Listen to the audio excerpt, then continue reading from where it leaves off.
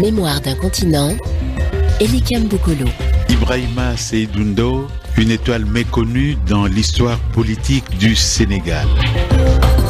L'histoire politique telle qu'on la pratique dans le contexte de l'Afrique est souvent cruelle, et ça n'est pas seulement le cas de l'Afrique parce que elle a tendance à s'attacher aux grandes figures, comme on dit quelquefois, aux figures de premier plan, les chefs d'État, les premiers ministres, les ministres, quelques grands parlementaires, au point de jeter dans l'ombre, parfois définitivement, quelquefois de manière provisoire, d'autres figures souvent exemplaires, des hommes, des femmes qui seraient capables de susciter des vocations authentiques d'entrer en politique.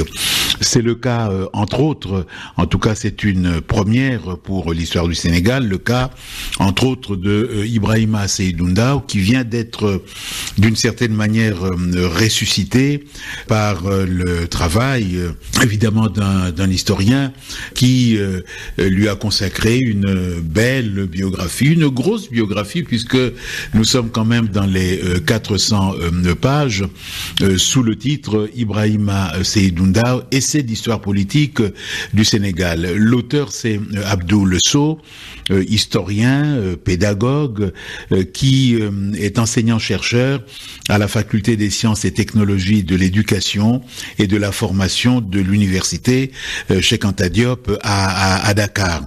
Abdoul Sow, le personnage, je l'avoue que je ne le connaissais pas. Et je crois que je ne suis pas le seul, puisque vous expliquez que vos propres étudiants à l'université Cheikh Anta Diop ne le connaissaient pas. Et vous expliquez même que le ministère de tutelle pour l'enseignement primaire et secondaire, dans un livret qui porte sur la vie politique au Sénégal de 1944 à 1962, a proposé à l'étude 30 biographies d'hommes politiques, et Seydou Ndaw n'est pas là-dedans. C'est quand même très étonnant parce que votre livre est préfacé par Amadou Mahtar Mbow, dont on connaît la carrière d'historien, la carrière au sommet de l'UNESCO, mais qui a été aussi, et qui est d'ailleurs toujours, un personnage politique important au Sénégal. Il y a aussi une postface qui a été écrite par Hassan Seck, géographe, ancien ministre d'État, personnalité importante, et puis de manière assez curieuse, les deux premières figures, si on peut dire, du Sénégal indépendant, donc Léopold Sédar Senghor et Mamadou Dia, nous avons des témoignages d'eux sur la qualité exceptionnelle du personnage. Alors, qu'est-ce qui se passe dans ce cas où tout le monde dit du bien de quelqu'un? Il est mort en 1969, donc pendant presque 50 ans, et est tombé dans l'oubli, au moins officiellement, parce que quand vous creusez l'affaire, vous vous rendez compte qu'il n'est pas vraiment tombé dans l'oubli. En fait, tu as parfaitement raison. Le concept, le clé, c'est ressusciter. Donc c'était l'homme le plus puissant du Sénégal, et qui est né en juillet 1889 au Sénégal, à Sokone, dans ma région, que j'ai connu parce que j'allais chez lui, je me rendais chez lui. La sœur à sa femme était notre voisine. Donc j'allais rendre visite à cette tante dans sa maison. Donc Ibrahima Seydou Ndaw n'est pas connu même des jeunes de Kaolack, ce qui est extraordinaire. Et j'ai eu à faire des enquêtes au niveau d'abord des élèves, mais de mes étudiants ensuite, et personne ne le connaissait. Alors je me suis posé la question, mais pourquoi cet homme si puissant, pourquoi cet homme est resté méconnu? C'est le deuxième concept que tu donnes. Et c'est juste.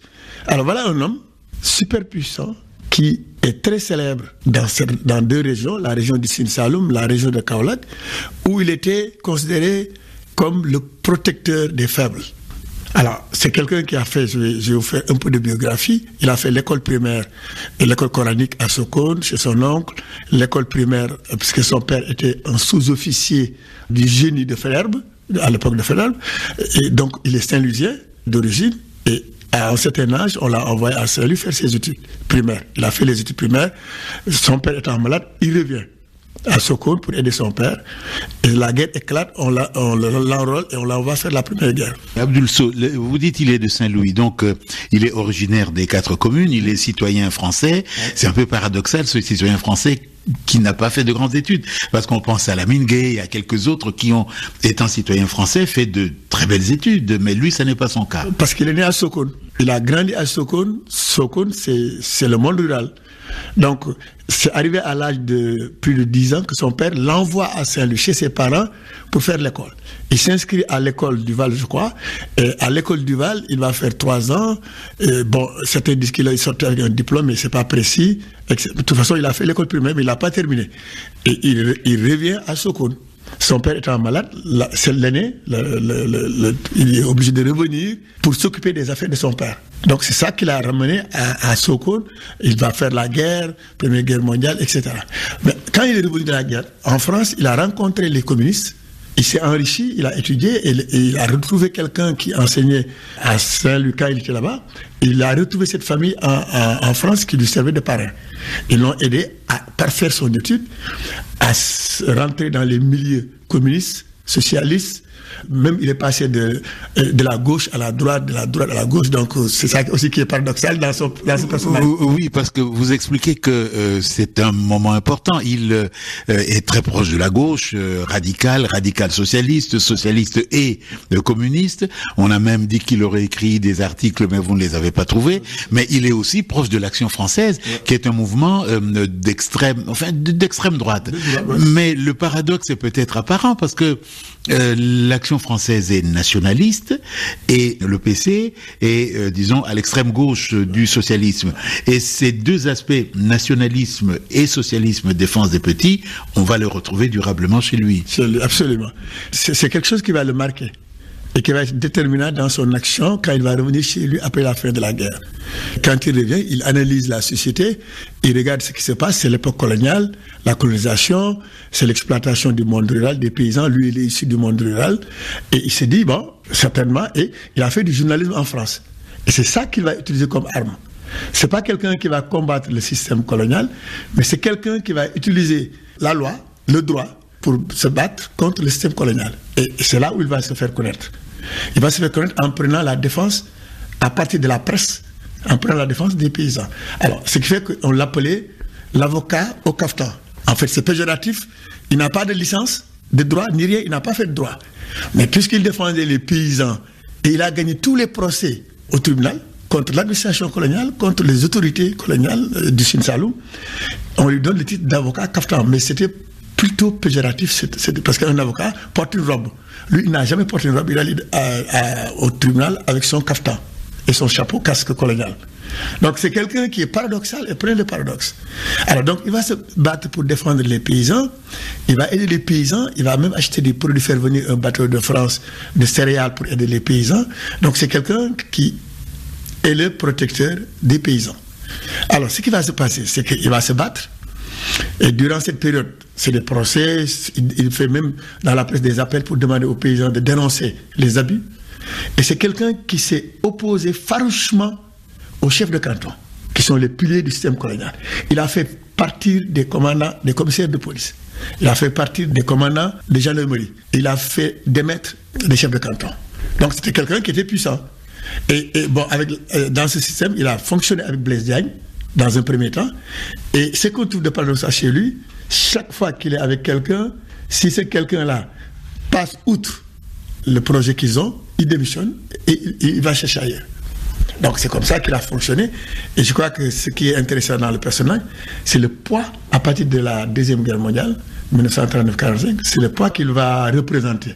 Alors, vous parliez de Blaise Diagne, qui était donc le premier député noir du Sénégal, élu en 1914, et qui a fait, on allait dire, une grande carrière politique en France, mais en même temps qui s'est compromis en se rapprochant des milieux d'affaires de Bordeaux en particulier. Mais il se rapproche aussi d'une étoile montante, Galandou Diouf. Il se rapproche de Lamine Gueye, c'est-à-dire, il compte dans le petit carré des hommes politiques du Sénégal, malgré, disons, comment dire, cette carrière assez étonnante qu'il a eue jusque-là. Que quand on lit ces articles, je veux dire, il a une très très belle plume pour quelqu'un qui n'a pas étudié, donc il trouve le mot juste. Quand il faut décocher une flèche, il sait la décocher, et c'est quelqu'un d'étonnant. Il a le talent d'avocat, et évidemment, il est dans la politique. Absolument. Tu vois, son poids s'explique par le fait qu'il est dans la région la plus importante du Sénégal à l'époque. Parce que c'était la région de la production arachidienne, le bassin. Et c'était lui l'homme fort du bassin arachidien, la région du Sine Saloum. Et ensuite, tous les hommes politiques qui ont voulu accéder au pouvoir à l'époque au Sénégal passaient par le Saloum, le Sine Saloum. Parce que c'était le bastion. Donc, Blaise Diagne d'abord, avec lui, il l'a soutenu. Après, il s'est opposé à Blaise Diagne. Il est allé appuyer Ngalandou parce que lui, il sait qu'il n'a pas le niveau intellectuel. Mais il peut faire, c'est le faiseur de roi. Après Blaise Diagne, ils se sont chamaillés, ils se sont séparés. Il a soutenu Ngalandou contre Blaise Diagne. Quand Ngalandou s'est rapproché des autorités coloniales, il l'a combattu. Et c'était son ami. Pas ami, vrai ami, mais c'était ils ont été ensemble. Ils ont même partagé la même chambre. Donc, on va retrouver ça encore chez lui quand Lamine Gueye est allé chercher Senghor. Il l'a fait venir en 1945. Senghor, au bout de 2 ans, avec son départ de la SFIO, c'est lui qui était derrière Senghor. Et c'est lui qui a poussé Senghor à se retirer de la SFIO. Donc, on veut dire qu'il y a chez lui une sorte de droiture intellectuelle et politique. Et donc, on peut imaginer que lorsque la guerre est arrivée, le Sénégal, mon Dieu, n'entre pas dans la résistance, refuse dans un premier temps de rallier le camp de la résistance et refuse même de laisser entrer le général de Gaulle à Dakar. Lui, alors, on imagine que avec tout ce qu'il a fait auparavant, c'est un homme suspect. Qu'est-ce qui se passe pendant cette période, ces années noires que la France et évidemment le Sénégal a connues également? Pendant les années de Vichy, on l'a fiché, on l'a arrêté et on l'a renvoyé, exilé au nord dans une prison vers Dagana. Il a fait la prison. Les gens disent même qu'on a failli le fusiller. Mais ce que j'ai trouvé dans les archives, qui est très intéressant, parce que Sokone, là où il est né, est à moins de 40 km de la Gambie. Et se trouve à 45 km de Kaolack. Donc, ils sont au centre. Et j'ai découvert des gens que je connaissais, dont le vieux, son garde de corps, qui sera le garde de corps de Senghor. Ils avaient un réseau pour la France libre. Et ils allaient en Gambie, en passant par Sokone, chez lui, recevoir les instructions et les déposer à la base des Thiès, durant toute la période. Donc, ils ont combattu Vichy. Et lui, c'est un homme qui s'est opposé à Vichy, qui a même risqué d'être fusillé d'après les sources que nous avons. Alors, c'est un autre paradoxe qu'on a, parce qu'en même temps, quand De Gaulle est venu au Sénégal et que les gens se sont opposés à la venue de De Gaulle, c'est lui qui a fait un appel. Senghor est parti, Mamadou Dia est parti, il ne restait que lui, c'est lui qui a fait l'appel pour que les gens accueillent De Gaulle. Et il a fustigé les gens qui sont opposés en disant que c'est pas sénégalais de se comporter comme ça à l'égard d'un étranger. Ouais, donc il est complexe, c'est un type qui est très complexe, c'est ça l'intérêt de ce personnage, mais son deuxième intérêt aussi, c'est qu'est-ce qu'il a fait pour le Sénégal. Voilà quelqu'un qui est paralysé aux 3 quarts. Il n'y a aucun membre qui fonctionne chez lui. À la suite d'un accident de la circulation. Voilà, il venait de Saint-Louis, parce que le conseil se trouvait à Saint-Louis. Il siégeait au conseil, il a quitté le conseil, il venait sur Dakar. Il est venu jusqu'à Thiès, ils ont fait des tonneaux. Bon, la voiture est tombée sur son corps. Chaque fois qu'on essaie de relever la voiture, ça s'écrase. Donc il a eu de multiples fractures et il ne pouvait même pas signer. Pour signer, on lui plaçait le bic comme ça, mais il ne pouvait pas. Il n'y a que le cerveau, il dit, je suis paralysé aux 3 quarts, mais mon cerveau est intact. Et c'est ce qui fait encore que c'est paralysé qu'il est devenu un homme. Avant, il n'était pas très très connu, mais c'est quand il a eu son accident qu'il a eu tous les honneurs. C'est le premier président de l'Assemblée territoriale du Sénégal en 1952. Quand on le nommait, il était en France, à Créteil, en train de se soigner. Il a été président en 1952, en 1958, président du conseil territorial. Il était plus puissant que Senghor. Si vous regardez la photo de la couverture, vous voyez, Senghor est assis comme un enfant, les bras croisés, et lui, il est assis sur le fauteuil, il les domine tous, avec Mamadou Dia. Mais Senghor, je crois que son problème avec ce vieux, c'est un problème de rancœur. Parce que le vieux était très dur avec lui. C'est lui qui l'a aidé. Le parti BDS a été créé, ça je l'affirme, avec des preuves, personne ne peut le démentir. Mbow l'a confirmé, j'ai la note de André Guéabert, j'ai la note de Hassan Seck, tous les témoignages, personne ne peut contester aujourd'hui que c'est lui qui a créé le BNS, et on dit même que c'est lui qui lui a donné le nom. Parce que Senghor ne voulait pas rester au Sénégal. Il disait que Lamine Gueye est très puissant pour lui, il va retourner en France enseigner. Oui, à l'époque où il rêvait de devenir professeur au Collège de France. Voilà, c'est exactement ça. Et il avait fait ses bagages pour partir, et c'est le vieux qui lui a dit non, tu ne pars pas, tu restes, on va créer un parti. Il dit je ne peux pas créer un parti contre Lamine Gueye parce qu'il est super puissant, il est soutenu par la France. Mais le vieux lui a imposé la création du parti, c'est le vieux qui a demandé aux gens de donner l'argent, les gens ont donné l'argent, ils ont cotisé, et c'est de l'hôpital qu'il a distribué les cartes. Il a donné ça à des gens qu'il a envoyés dans les régions, et les gens sont allés faire le dispatching des cartes, et c'est en ce moment qu'il a pu émailler le pays. Il donnait des indications à Senghor, les personnes qu'il devait rencontrer. Il les a rencontrées. Mamadou Dia aussi était l'homme qui était sur le terrain, qui a fait le travail. Et c'est grâce à ces deux hommes que Senghor a pu, avec les autres, il y a Boisson, Palon, etc., tous ces hommes, Senghor a pu gagner les élections contre Lamine Gueye. Il l'a battu. Abdoul Sow, alors, en un mot, qu'est-ce qui s'est passé pour que cet homme qui était au pinacle de la vie politique soit, et fini presque misérable et oublié, méconnu justement de Léopold Sédar Senghor? Il y a un aspect de Senghor que les gens ne connaissent pas. Ce que j'ai découvert dans ce livre, quand je faisais les recherches, c'est que Senghor est un homme qui a de multiples facettes. Et cette facette, Senghor, il l'a toujours pratiquée parce que tous les adversaires de Senghor, ou tous ses anciens amis, il les a détruits. Celui-là, il l'a détruit. C'est lui qui l'a accueilli en 48 quand il a décidé de quitter. C'est lui qui l'a donné le Saloum. C'est lui qui l'a cherché un garde-corps, qui l'a accueilli chez lui. Senghor ne logeait pas chez son frère ni chez sa sœur qui était à Kaolack. Quand il venait à Kaolack, il logeait chez le vieux. Senghor a voulu le détruire et il l'a détruit. On ne peut pas être l'ami de quelqu'un qui vous a donné un parti, qui a créé le parti, qui vous a aidé à combattre l'homme le plus puissant, Lamine Gueye, qui va vivre comme un misérable individu. Il a laissé faire, parce qu'on l'a mis en résidence surveillée, c'est Waldio qui l'a mis en résidence surveillée. On lui a coupé l'eau, on lui a coupé l'électricité, on l'a fait sortir de sa maison de fonction, on lui coupe le téléphone, et il est mort comme un pauvre type. Misérable. Et déjà, je te racontais en off tout à l'heure qu'il y a quelqu'un qui m'a avoué qu'il est allé voir Senghor pour lui décrire la situation du vieux. Senghor n'a pas daigné répondre. Il a fallu qu'il meure, qu'on interdise même ses discours à la radio. Les cassettes dans lesquelles il s'adressait aux gens, les cassettes ont disparu. Donc il n'y a aucune trace de lui audio dont nous disposons. Je crois que, comme on dit chez nous, un arbre fait le khorombi. C'est-à-dire que Senghor n'a pas rendu la monnaie à Ibrahima Sendou qui l'a aidé à devenir ce qu'il est. Bon, maintenant, je voudrais, sur un point, vraiment, comment j'ai fait pour écrire ce livre? J'ai bénéficié des sources écrites exceptionnelles. J'ai un carton, on m'a donné un carton de courrier, des lettres de toutes les personnalités de Senghor, manuscrites, des lettres manuscrites du vieux, des lettres de Mamadou Dia, des courriers entre Mamadou Dia et les trois, le triangle, les échanges. Alors donc, c'est son fils qui ne me connaissait pas. Mais il a cherché pendant des années à écrire le livre. Il est tombé sur un collègue, l'ancien recteur Saliou Ndiaye, qui est égyptologue, il lui a confié le truc. Saliou m'a appelé, il lui a dit non, je ne peux pas le faire, il y a monsieur tel qui peut le faire, etc. Et on m'a donné vraiment un carton de sources. Le mérite revient aux gens qui m'ont donné les sources. Ça, il faudra que aussi je les remercie, parce que c'est un livre qui est très vendu au Sénégal et qui est très lu au Sénégal.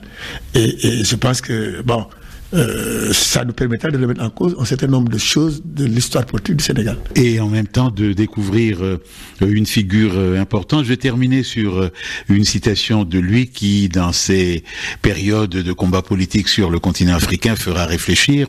L'homme politique utile à son pays ne se mesure pas grâce à son âge, à ses diplômes ou à sa constitution physique, mais à sa valeur morale et intellectuelle, à ses capacités pratiques et à son humanisme, et à sa popularité qui découle d'une confiance émanant de la base à laquelle il est lié par des rapports indiscutables. C'est une très très grande leçon de politique et de morale. C'est à méditer. Merci beaucoup Abdoul Sow pour ce livre qui, je pense, donnera du courage à des jeunes historiens et à d'autres de se lancer à leur tour, non pas à la course derrière les figures trop connues, mais justement vers la redécouverte et le travail de révélation de ces figures qui, je pense, sont nombreux sur notre continent. Merci. Ici se termine notre émission Mémoire d'un continent. Réalisation Olivier Raoul. Si vous souhaitez réécouter Mémoire d'un continent, connectez-vous sur le site rfi.fr.